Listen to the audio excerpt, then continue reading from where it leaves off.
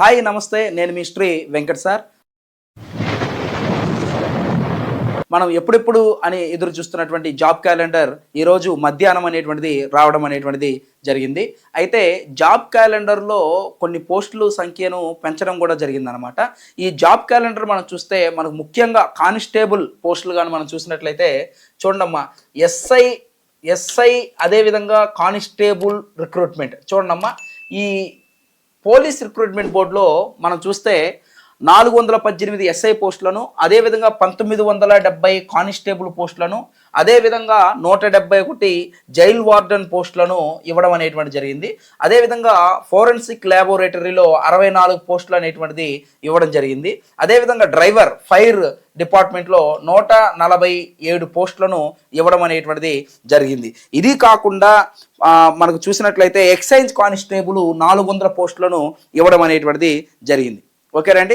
అయితే ఇక్కడ మనం చూస్తే ఈ ఎక్సైజ్ కానిస్టేబుల్ అనేటువంటిది ఫేజ్ 3లో అంటే సెప్టెంబర్ 15వ తేదీన నోటిఫికేషన్ని ఇవ్వడం అనేటువంటి జరుగుతుందని చెప్పేసి అన్నాడు. అదేవిధంగా మనం చూసినట్లయితే మన ఇక్కడ కానిస్టేబుల్ కానీ అదేవిధంగా ఎస్ఐ కానీ ఇవన్నీ కూడా ఆగస్టు 15వ తేదీన మనకు నోటిఫికేషన్ ఇస్తానని చెప్పాడు. చూడండమ్మా, ఎక్సైజ్ కానిస్టేబుల్ మాత్రము మనం చూసినట్టయితే సెప్టెంబర్ 15న నోటిఫికేషన్ ఇస్తానని చెప్పాడు.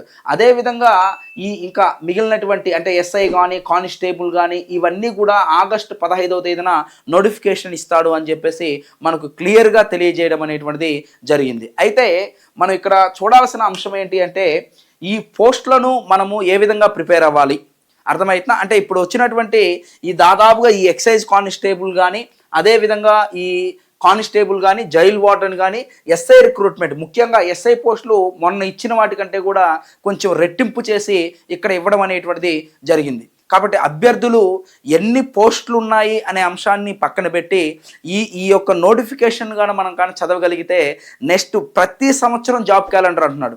అంటే ప్రతి ఉగాదికి జాబ్ క్యాలెండర్ ఇస్తాను అని చెప్పేసి అంటున్నారు. కాబట్టి మీరు ఇప్పటి నుంచి ప్రిపరేషన్ చేస్తే ఖచ్చితంగా జాబ్ కొట్టేటువంటి అవకాశం అనేటువంటిది ఉంది. కాబట్టి ఇది మనకు అఫిషియల్ ఇన్ఫర్మేషన్ అండి. అంటే అఫిషియల్గా ఈరోజు మధ్యాహ్నం అనేటువంటిది అఫిషియల్గా పెట్టినటువంటి ఇన్ఫర్మేషన్. అంతకుముందంతా కూడా పోలీస్ డిపార్ట్మెంటు పోలీస్ శాఖ అని చెప్పేసి మనకు జాబ్ క్యాలెండర్లో ఇవ్వడం జరిగింది.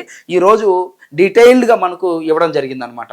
కాబట్టి ఈ యొక్క అంశాన్ని గుర్తుపెట్టుకోండి అభ్యర్థులందరూ కూడా. కాబట్టి దాదాపుగా మీకు ఉన్నటువంటి ఆ 3000 పోస్టులు ఏవైతే ఉన్నాయో ఆ 3000 పోస్టులను మీరు ఖచ్చితంగా విజయం సాధించాలని చెప్పేసి కోరుకుంటున్నాం. కాబట్టి మీకు కావలసినటువంటి ఏదైతే ఇన్ఫర్మేషన్ ఉందో ఆ ఇన్ఫర్మేషన్ని ఖచ్చితంగా మీకు ఇస్తాను. కాబట్టి మన హిస్టరీ వెంకట్ సార్ ఛానల్ని లైక్ చేయండి, షేర్ చేయండి, సబ్స్క్రైబ్ చేయండి. ఇలా చేసినట్లయితే మీకు కావలసినటువంటి ఇన్ఫర్మేషన్ని మీకు ఖచ్చితంగా ఇస్తాను.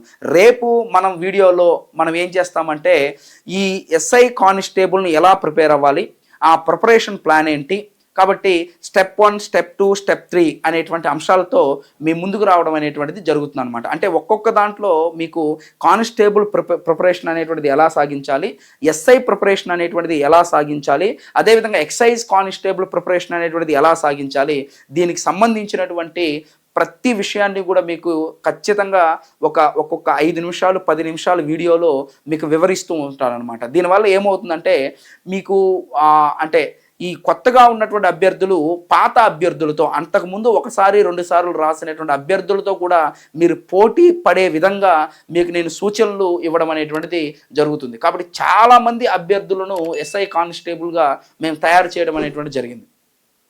ఉంటాను. నేను మీ శ్రీ వెంకట్ సార్.